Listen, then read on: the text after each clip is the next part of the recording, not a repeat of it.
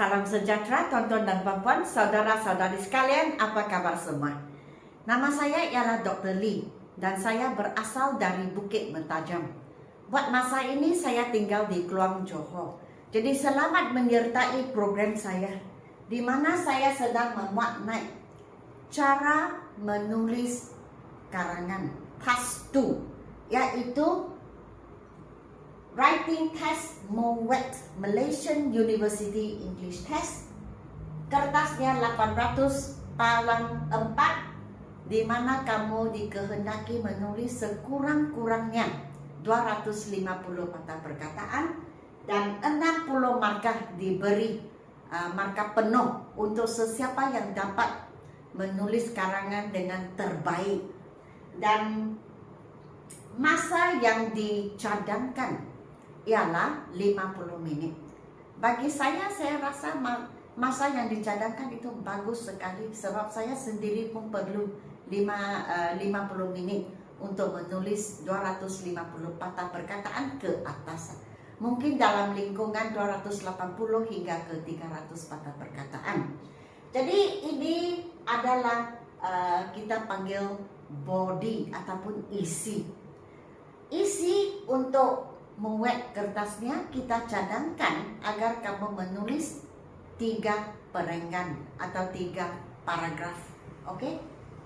Yang body ini konten kita panggilnya content points dan paragrafnya dipanggil content paragraf. Bagi saya cadangkan agar setiap paragraf itu mempunyai 60 patah perkataan ke atas. Ada banyak saya tengok yang ada banyak guru yang mencadangkan agar kita menggunakan menulis 50 patah perkataan ke atas. Itu pun okey juga. Bagi saya okey juga. Saya sendiri cadangkan sekurang-kurangnya 60 patah perkataan. Jadi kita tengok di sini.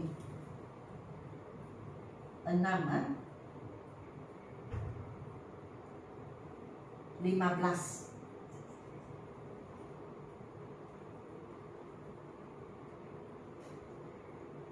31,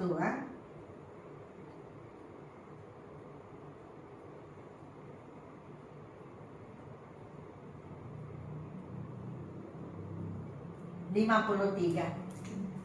So sini 53 patah perkataan. Okay, so at least 60. Saya akan tulis begini, 50 words. Seperti yang dicadangkan oleh ramai guru. At least sekurang-kurangnya. Oke, sekurang-kurangnya 50 patah perkataan. Jadi paragraf kita harus mempunyai topik sentence. Maksudnya ayat yang pertama itu adalah hujah utama.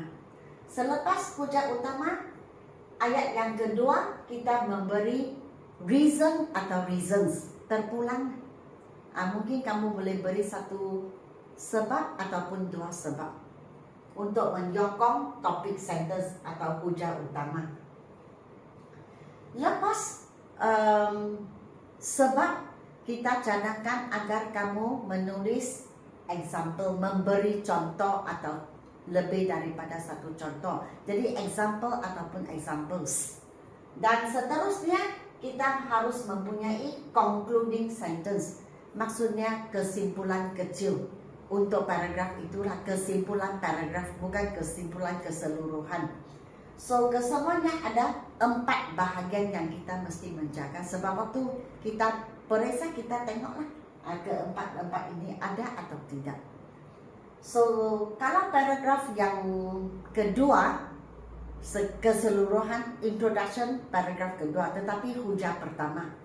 Jadi hujah pertama kita boleh gunakan firstly atau first and foremost. Tidak mengapa. Ketiga ini okey. Jadi saya beri satu contoh.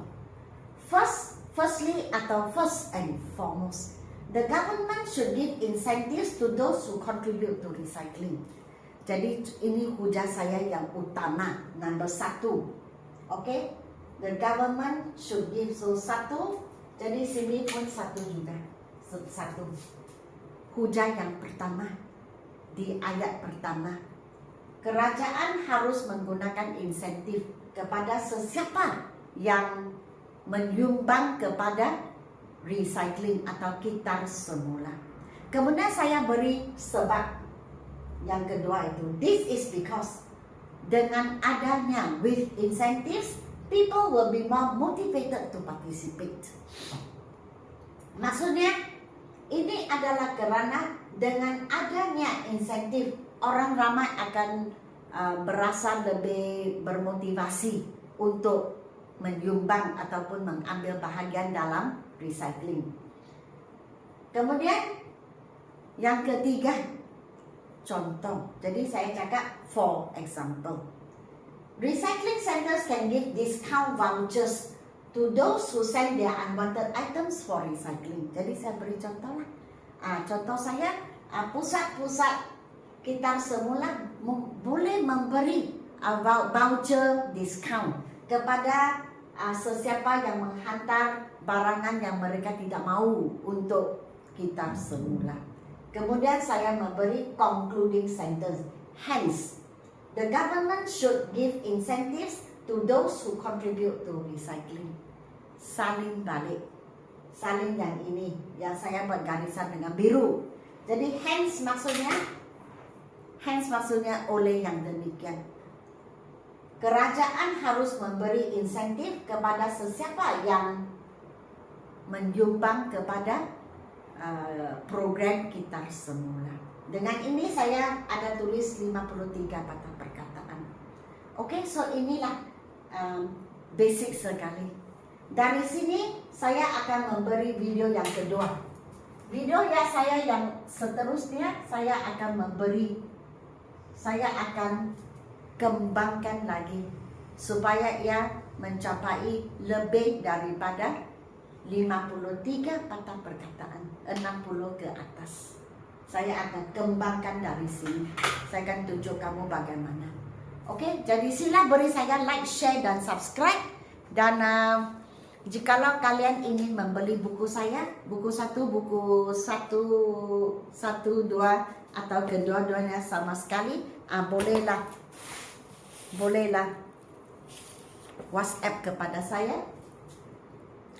Jikalau kalian ingin belajar pertuturan ataupun lisan, sila pergi ke TikTok atau Instagram saya. Oke, jadi sekian, terima kasih.